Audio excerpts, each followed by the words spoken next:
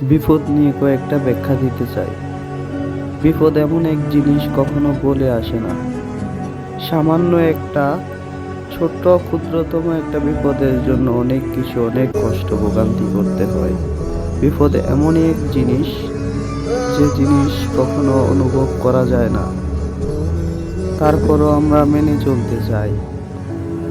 হাজার সুখের মাঝে সামান্য একটু বিপদ আসলে অনেক কষ্ট লাগে।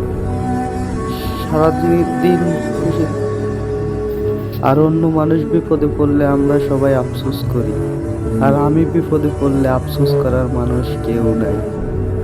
এটাই হলো দুনিয়ার খেলা। দুনিয়া কি কেমন জিনিস আজও বাস্তবতা বলতে পারলাম না, এবং কি বলার মতো কেউ দুনিয়াতে আসে নেই, আসবেও না।